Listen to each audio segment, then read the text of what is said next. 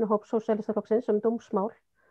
Við vorum hérna með í byrjunan Ragnar Aðalsteinsson lögmann og fórum þar aðeins yfir til dæmis gjafsóknir. Eiginlega var niðurstaðan fannst mér úr þeim umræðum að löggjafavaldið ekki að standa sig sem skyldi. Í þessum öðrum hluta ætlum við að fá hann Bjarka Magnússon frá Afstöðu sem félag um málefni fanga til þess að ræða svolítið við okkur málin. Hann fær hér bara orðið eins og hann vill, en síðan að verða hérna í boði að fyrir ykkur að koma með spurningar og þá annarkvort að láta mig vita ef þið viljið spyrja beint, sem alltaf svolítið skemmtilegra, eða við getið skrifa spurningarnar inn hérna til hliðar. En við skulum bara gefa Bjarka orðið, gjör svo vel. Já, takk kærlega fyrir að bjóða okkur í þetta samtal ykkar um dómsmál. Afstaða er stofnað 2005, þá eru mikla breytingar, það komu ný lög fullnustu refsinga. Þar voru meðal annars inn í nýmæli að það skyldi gera meðferðar og vistunaráætlun fyrir hvern og einn sem að hlýtur dóm. Þannig að það myndi myndast eitthvað ferli fyrir einstaklinga sem að hljóta dóm og þá að sko dómar hefðu eitthvað tilgang. Já, það þarf að vera sko þá eitthvað pólitískt markmið hvaða tilgang dómar eiga að hafa. Það var aldrei farið eftir þessu með að gera meðferðar og vistunaráætlun fyrir hvern og einn og að það hefði verið sett í lög. Þetta var gert að frumkvæði þáverandi fangelsismálastjóra sem var Valtýr Sigurðsson og þegar að lögunum var breytt síðan, áratug síðar, fyrir nokkrum ára síðan, þá var ákveðið að taka þetta bara út að gera meðferðar og vistunaráætlun fyrir einstaklinga. Síðan var það reyndar út af gagnrýni sett inn að það væri hægt að gera það ef að þörf væri á eða fangelsismálastofnun teldi slíkt þurfa að gerast. Já, við vitum að þeir sem eru komnir á þann stað að vera komnir fyrir dóm og jafnvel inn í fangelsi að já, þeir hljóta þurfa einhverja aðstoð. Og í okkar huga hefur þurft að mynda þá eitthvað heildstætt ferli. Það hefur alltaf verið okkar skoðun frá því að Afstaða var stofnuð að það þyrfti að búa til eitthvað ferli frá því að einstaklingur mistigur sig og ef við ætlum að dæma til eitthvað að það muni þá skila sér einhverju fyrir samfélagið. Þannig að viðkomandi losni úr þeim vítahring sem hann er í.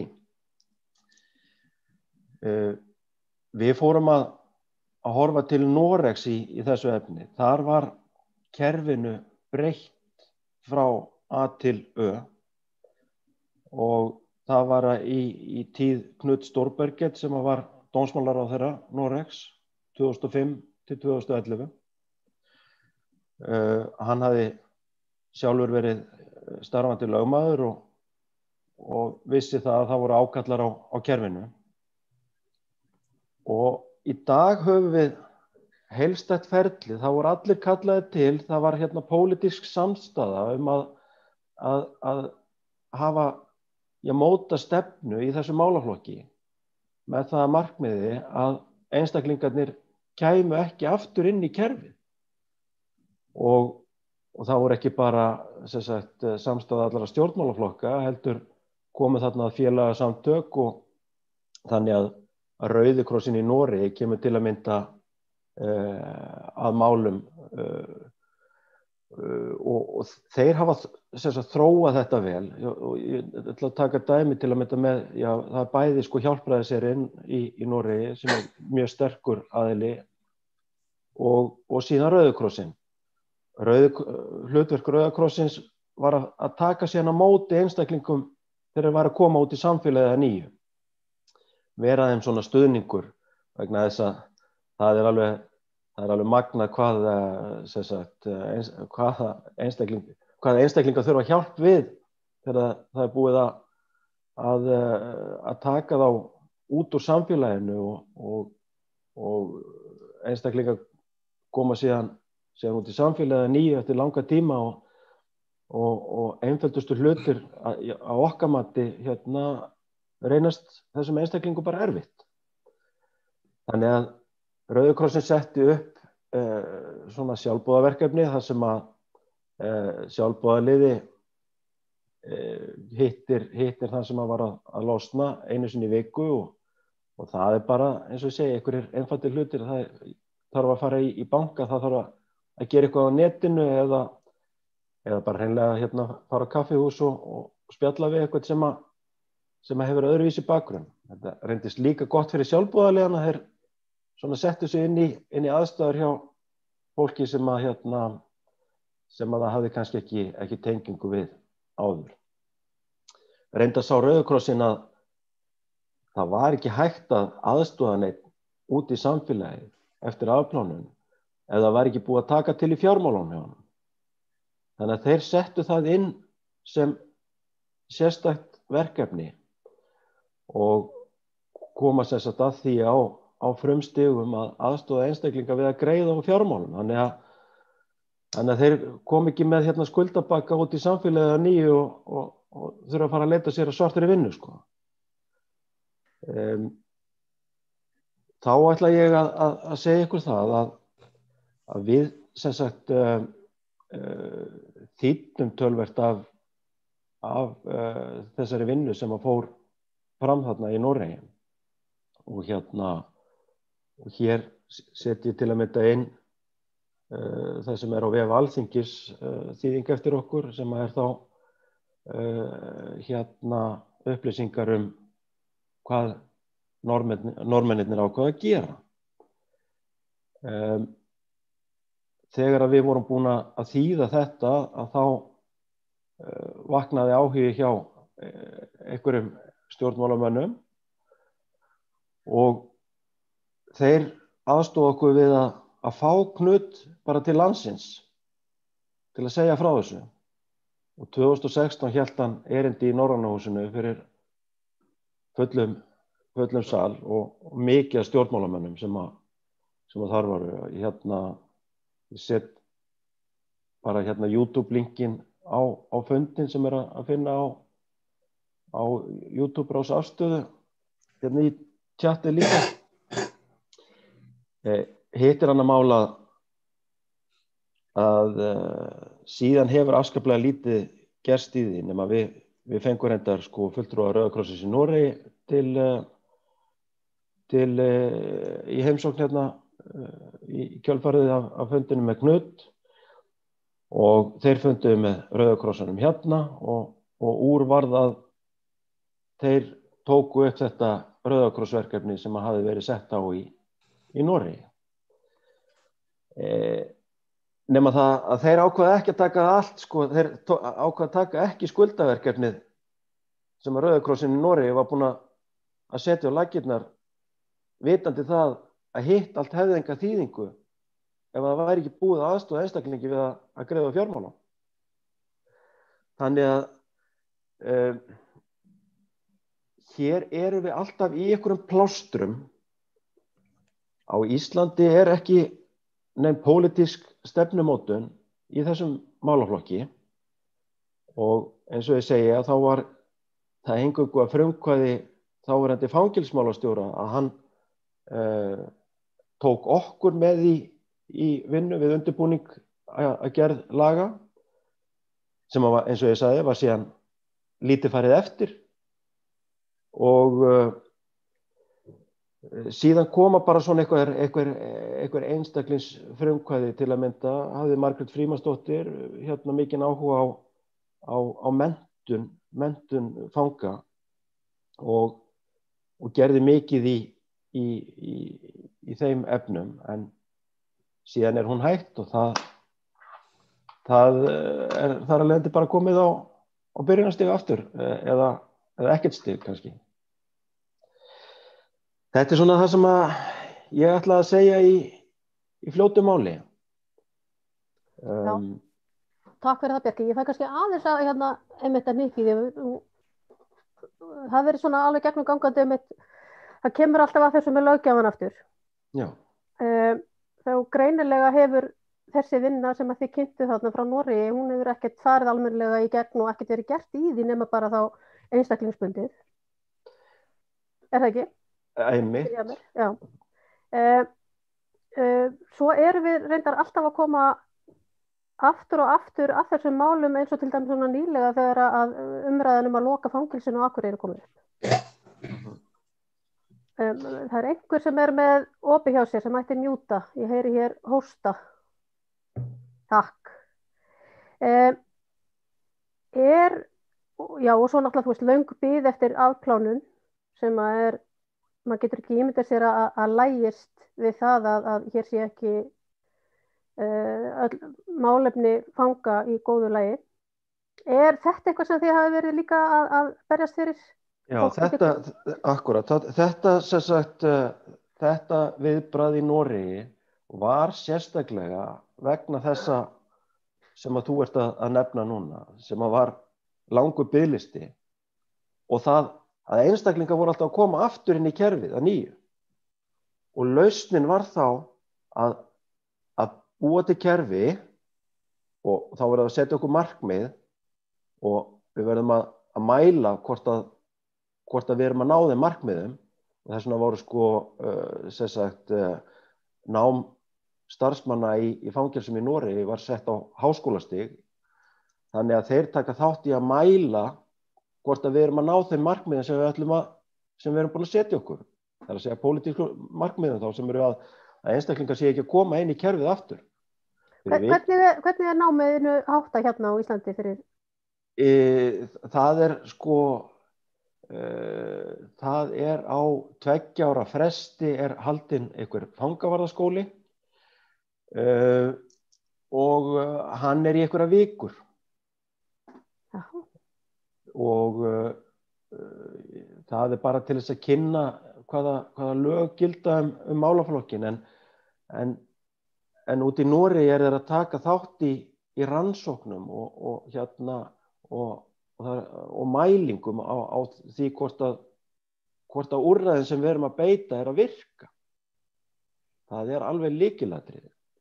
Mér langar að koma inn á þetta á Akureyri vegna þess að þar höfum við verið lengi í samstarfi við Hjálpræðisherinn á Akureyri það væri þá sem sagt heildstætt kerfi fyrir þá sem að væri þá að afplána fyrir norðan.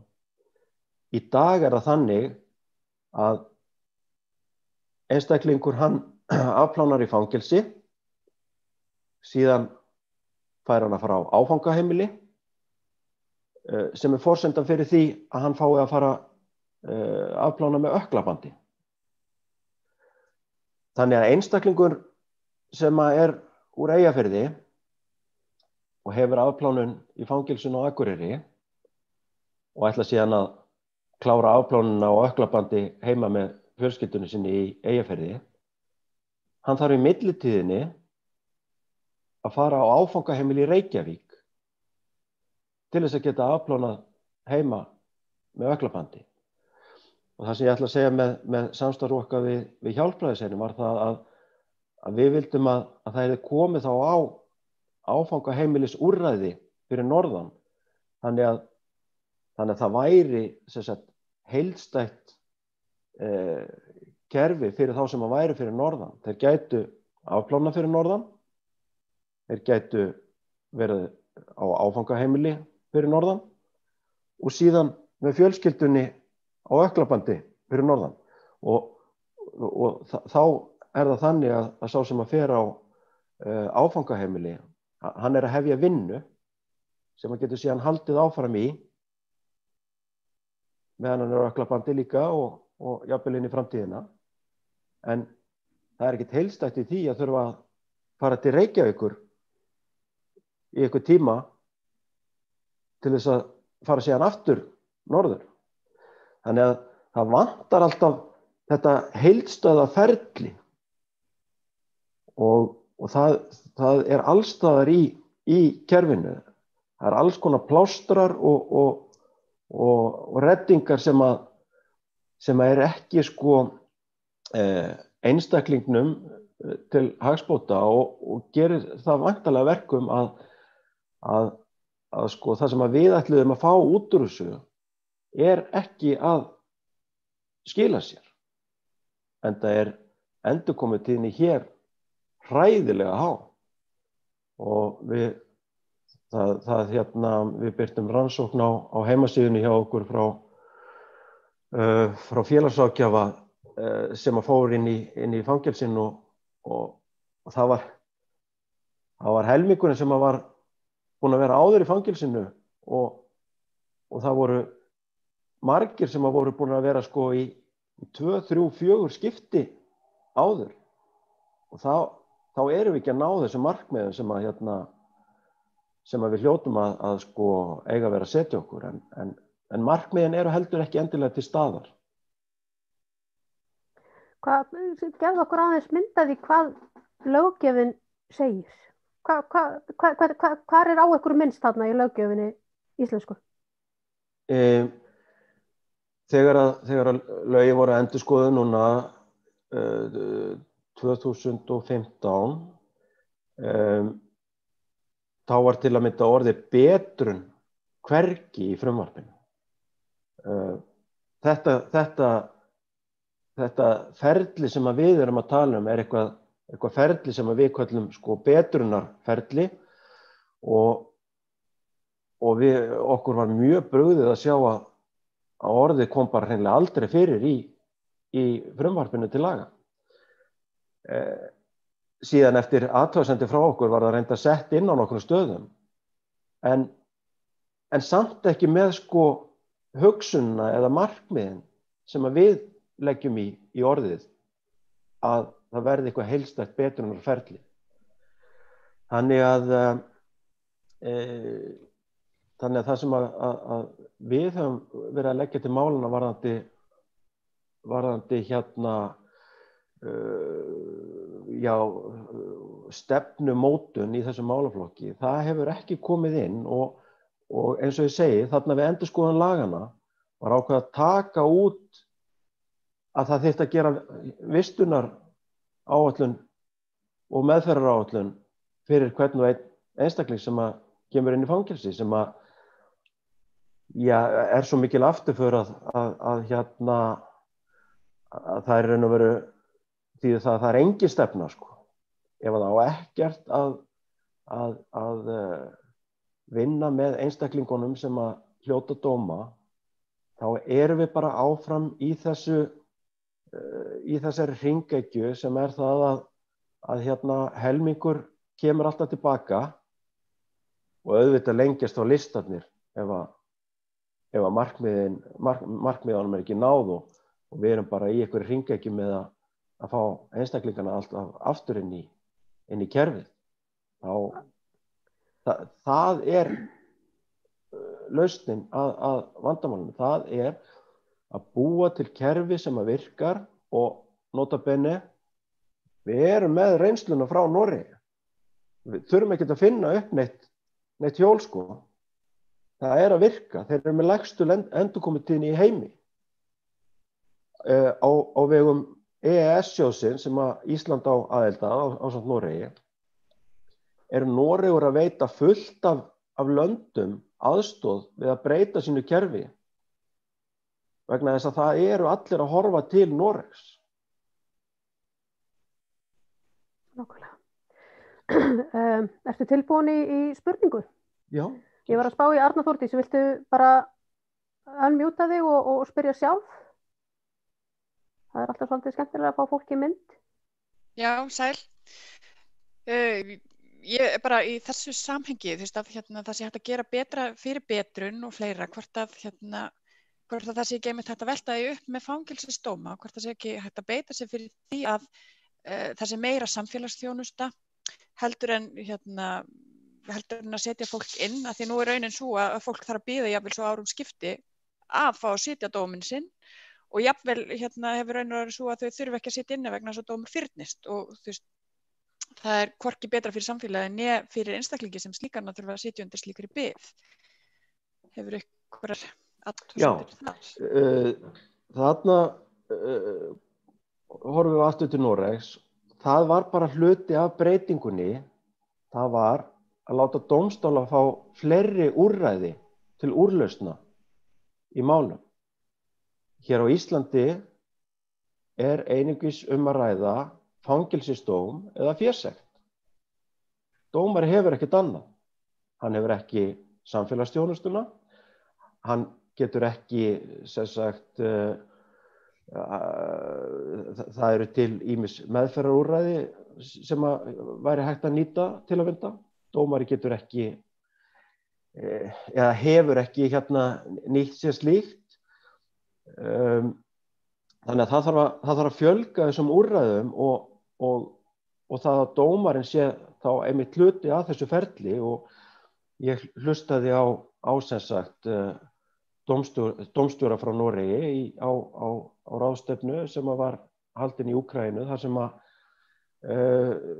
Austur-Evrópu þjóðirnar sem eru hluti af þessu EES verkefni komu saman á ráðstefnu og hann sagði dómarinn að þetta hefði verið lykilatriði að þeir hefðu fengið sem sagt fleiri úrræði og ekki bara það. Málin þar að þetta ekki endilega lokið bara þegar að dómur fellur en sem sagt dómarinn hefur það strax úrræði til þess að aðstoða einstaklinginn og þeir eru mjög ánægðir með þetta var dómarunum þótti þetta vist eitthvað skrítið svona fyrst að klára ekki bara málið bara með því að berja í borðið en það að verða síðan hluti að dómskerfið sé hluti af einhverju bataferli og ljúki ekki bara sínum afskiptum á frumstigi málsins það hefur reynst vel þar. Þannig enn og aftur við erum með reynslu, við erum með kerfið þarna úti. Það EES-sjóðurinn sem að Ísland fjármagnar líka er að styðja önnur lönd í að fá innleiða reynsluna frá Noregi. Og ég bara skil ekki hvers vegna við erum ekki að gera það sama. Nei, við þurftum kannski að fá einhvern stuðning. Já, af því að við þurfum ekkert að finna upp hjólið. Nei. Það bara svoleiðis. En það byggir samt allt á því að það verði, sem sagt, pólitísk samstaða líka breytta stefnu í málaflokkinum, ekki með því að setja plástur einhvers staðar, heldur að taka kerfið alveg heildstætt og til að mynda ef að einstaklingar hefur játað brot, þá hefst strax ferli til aðstoða hann vegna þess að þá hann orðinn hluti af því að við ætlum að hjálpa honum. En eins og þið sögðu, þá eru hér einstaklingar að bíða jafnvel árum saman eftir afplánun. Þeir fá enga aðstoð í millitíðinni heldur. Það eitthvað að hjá þjóð eins og okkur sem á að geta gert svo vel, en við erum að fá helminginn tilbaka aftur í fangelsinu. Það bara ekki í lagi. Nei, sammála. Árni Helgi, viltu koma inn og spyrja sjálfur? Þá þarftu að unmjúta þig.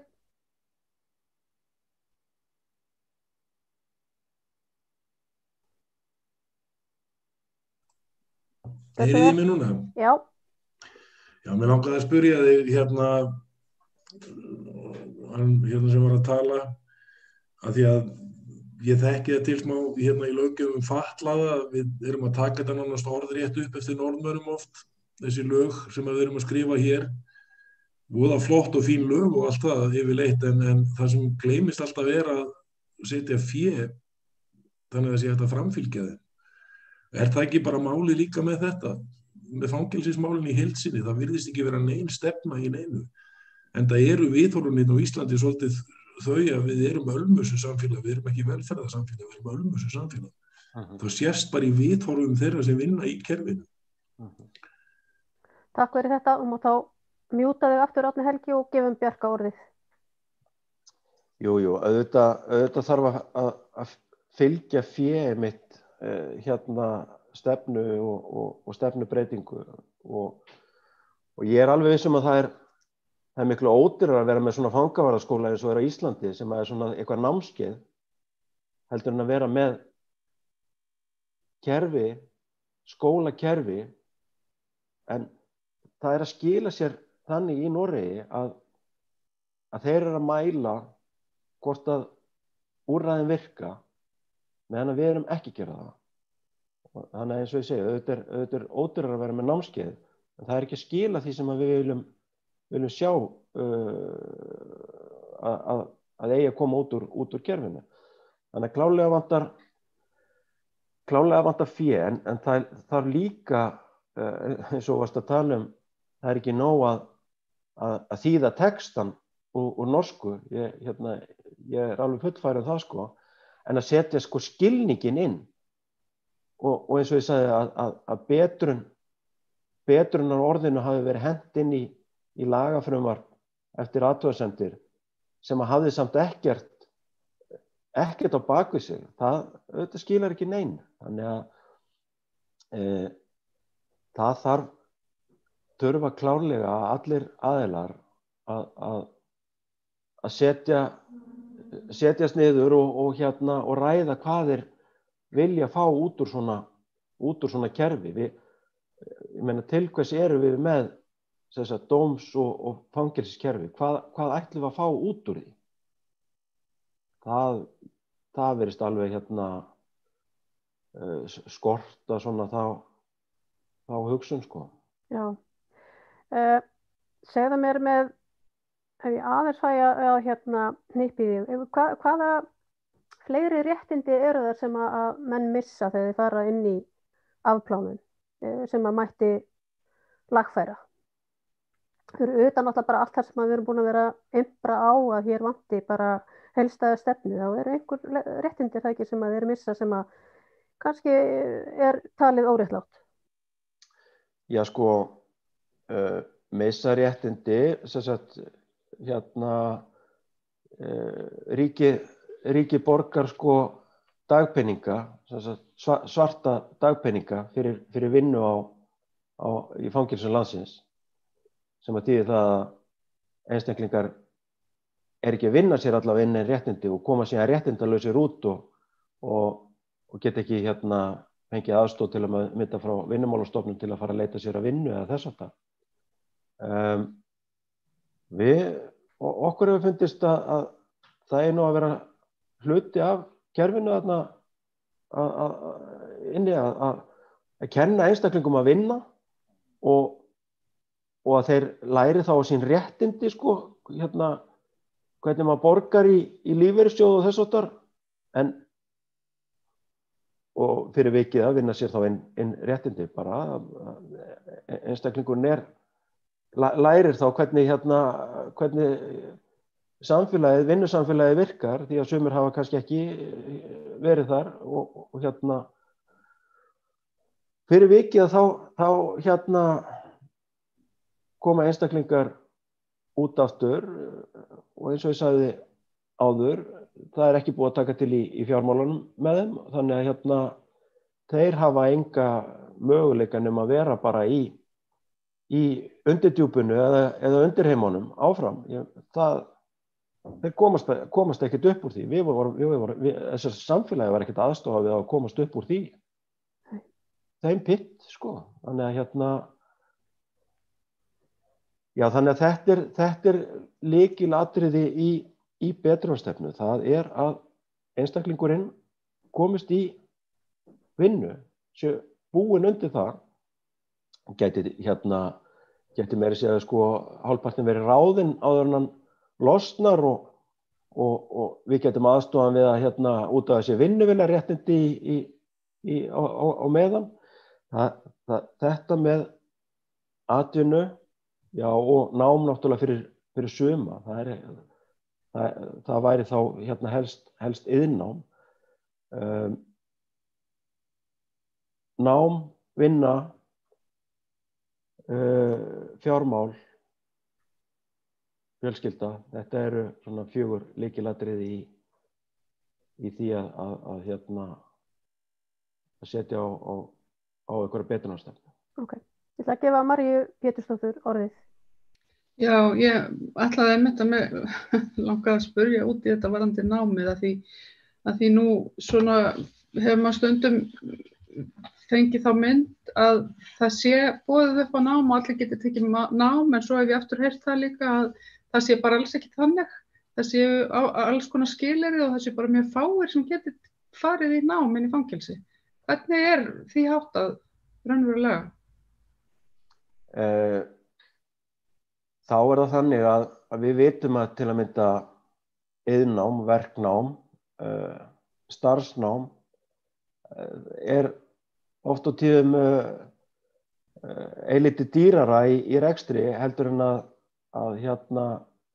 að setja bara allan hópinn inn í skólastofu og þá hafa reikningsbók, segja maður reikna, en það það sem boðið upp á í fangelsunum. Það eru einhverju örfáu grunnkúrsar og einstaklingarnir eru sem sagt ekki með það góðan bakgrunn yfirleitt að þeir geti nýtt sér það. Nú ef það einhver sem er síðan sko góður námsmaður þá ekkert þarna fyrir svoleiðis einstaklinga og jafnvel settur fóturinn fyrir. Og það virðist kannski vera með allt saman í því. Það er sérst ódýrt að vera með svona grunnkúrsa í bóknámi. Það ekki að virka sko, en hljómar mitt ágætlega. Þannig að spurningin er góð. Ég meina hvaða nám í boði. Við skulum kalla það allt í plati nám.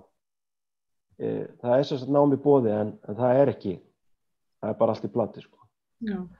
Og það kannski svipað eins og með vinnu. Einstaklingar koma út eftir margra ára veru og það búið að letja þá sem sagt til vinnu vegna þess að það bara ákveðið mikið af verkefnum sem í boði og ef þeir klára verkefni strax þá fá þeir ekkert að gera sko næstu dagana og þá snýst það það sko þá fá þeir ekki borgaðan inn á þóknun. Þannig að þeir verða að draga bara verkefni vera mjög lengi að vinna verkefni og það sama eins og með námið. Þeir sem fá ekki vinnu innan fangelsisveggjanna sem bara takmörkuð, þeir skrá sig í nám til þess að fá greitt fyrir það sko. Og þá ætla ég nú líka að segja það að þarna ábyrgð sveitarfélaganna þar sem að þessi fangelsi eru staðsett heilmikil sko. Það til fullt af svona húsum sko. Við þurfum ekkert að hafa þau sko endilega á Grundarfirði eða Eyrarbakka. Ef að samfélagið á staðnum ekki tilbúið til þess að taka þátt í betrunarstarfinu með okkur úti að vinnu og þess áttar, þá eigum við bara að athuga hvort að þeir eru kannski til í það upp á Akranesi því að þeir eiga fullt af húsnæði þar líka sko. Og það ekkert lykilatriði í þessu málaflokki að vera með eitthvað fullt af myndavélum girðingum og mjög þykka veggi. Það algjört aukaatriði. Þannig að sko að því við vorum að tala Akureyri til að mynda áðan, þar tók allt samfélagið þátt í verkefninu sem var fyrir norðan og Háskólinn á Akureyri kom þar að verkmenntaskólinn kom þar að Hjálpræðisherinn gerði það líka sem sagt samfélagið fyrir norðan bara svona samfélagi eins og við viljum finna fyrir svona starfsemi. Og ef þeir verða þreyttir á því eitthvað tímann, þá hefur bara flytið það síðan eitthvað annað, sko. Það þannig að þetta og það til að mynda eins og Kvíabryggju, það var svo mikil vinna fyrir alla, það var verið að beita og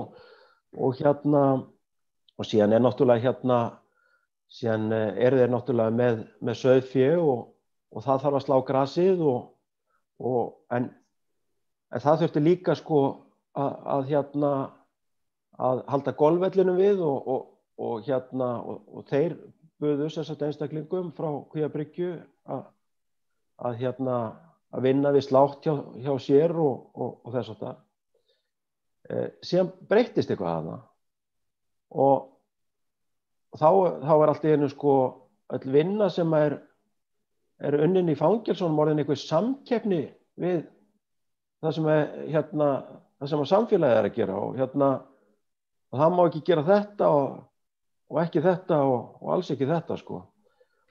Ég með langar bara í framhaldinu, ekki það er engin lagasetning sem segir til það hvað sveitarfélagið eigi að gera raunverulega ef það er ekki fangelsiðar. Nei, þannig að þetta sé svona samræmt. Einmitt og vegna þess að sko samfélagið er að fá mjög mikið út úr því að vera með hennar rekstur, ekki bara þessar starfsfólki sem að vinnur þar, heldur öll þjónusta í kring og þess áttar. Fyrir utan örugglega einhver gjöld af fasteignum og netsambandi og hitt og þetta en sko eins og ég segi, ef að samfélagið er ekki taka þátt í þeirri uppbyggingu sem á að fara þarna fram og vilja bara hafa sko vondafólki lokað innan girðingar og gera ekki neitt og þá bara finna einhvern annan stað sko þar sem að skilningurinn er meiri og samfélagið tilbúið til að taka þátt. Ég meina það þarf sko heilbrigðisþjónusta bætist til að mynda á Grundarfirði við að vera með svona rekstur því að auðvitað eigum við að vera að sko sinna því að það sé sálfræðiþjónusta vegna út af þessu rekstri.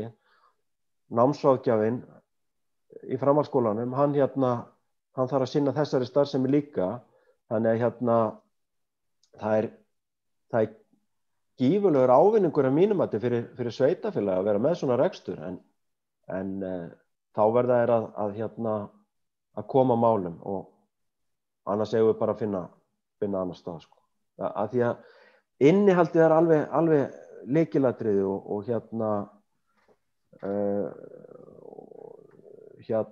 steypan það er fullt af steypu sko. Þannig að já, mér langar sko að hrósa samfélaginu þarna fyrir norðan að hafa sem sagt tekið þátt í þessu svona á öllum stigum og já, og auðvitað er þessuna líka svolítið ljótt þegar allt einu að fara að loka starfseminni þar sko. Akkurat. Ég er með eina spurningu sem kemur inn á þar sem þú varst bara að nefna. Hildur Hjóla, viltu koma sjálf í mynd? Já, hæ. Heyrðu, mér langar svo að spyrja sálfræði meðferð. Er hún í boði inn í fangelsunum og ef hún er í boði þurfa það fanga sérstaklega að leita eftir henni og biðja hana eða er henni haldið að fólki eða hvernig er það? Þá eru aftur komin af að allt í plati. Það eru sálfræðingar sem að vinna hjá stofnuninni, þessari fangelsismálastofnun. Ég held að séu 2 en sko við leggjum áherslu á að það er að vera í nærumhverfinu að námsráðgjafinn sé sko í bæjarfélaginu, sálfræðingurinn sé í bæjarfélaginu, hann á að vera fyrir norðan að sálfræðiþjónusta á Akureyri sko, við viljum bara efla hana en þess í stað erum við sem sagt með 2 sálfræðinga sem að vinna hjá Fangelsismálastofnun og lúta þar að leiðandi eða heyra undir forstjóra Fangelsismálastofnunar. Ég ger allavega ráð fyrir og ég held að allir aðrir sem að sko ætti að geta nýtt sér þessa þjónustu að þeim sálfræðingum sé skylt að rapportera til síns yfirmanns sem er forstjóri Fangelsismálastofnunar. Sjálfsagt á að vera eitthvað trúnaður en það breytir ekki því. Þær ekki að vinna í heilbrigðiskerfinu. Þær að vinna hjá Fangelsismálastofnun, þær að gera áhættumat á einstaklingum, sinna skilorðseftirliti. Það engin aðstoð í slíkri sálfræðiaðstoð. Þannig að já, hún í boði, en það bara allt í plati. Við verðum að nálgast hlutina rétt. Sko, sálfræði og geðheilbrigðisþjónusta verður að vera innan heilbrigðiskerfisins og þá verð ég reyndar að segja það að eftir sko áralanga vöntun á geðlækni í fangelsunum sem hafði nú reyndar áður bara verið í 20% starfi sko og var þá að skrifa bara út eitthvað lyf, það kom hana einu sinni í viku eða eitthvað til að skrifa út lyf. Að sem sagt svokölluð pyntinganefnd Evrópuráðsins sem að sér nú reyndar ekki að pynta heldur varnir gegn pyntingum, að þá þeir komu hingað til lands í fyrra og ætlaði að gera mjög alvarlegar athugasemdir við ástandið í þessum málaflokki. Og heilbrigðisráðherra bjargaði fyrir horn og setti á fót geðheilbrigðisteymi áður en að loka skýrsla Evrópuráðsins lá fyrir. Vegna þess að það átti að gagnrýna Ísland mjög hart vegna þess að það væri ekki sko boðið upp á geðheilbrigðisþjónustu. Við erum svona að sjá bara hvernig það að tekka inn. Það var sem sagt sett á fót þegar að farsóttin rétt áður en að farsóttin byrjaði að blossa og þar af leiðandi hefur verið svona stópult hvernig hefur verið farið í fangelsin en ég vona að þessi skilningur að sálfræðiþjónusta, geðheilbrigðisþjónusta og annað eigi að vera innan heilbrigðiskerfisins en ekki inn í stofnuninni, að það sé að verða skilningur á því. Enda á sem sagt stofnun eins og Fangelsismálastofnun eingöngu að tryggja að þjónustan sé veitt og hún sé til staðar en ekki að búa til eitthvað fílabeisturn með fullt af einhverjum sérfræðingum sko. Tryggja að þjónustan sé til staðar en ekki veita hana. Já, Pála Sjöfn, þú ert næst, gjör svo vel. Unmjúta þig.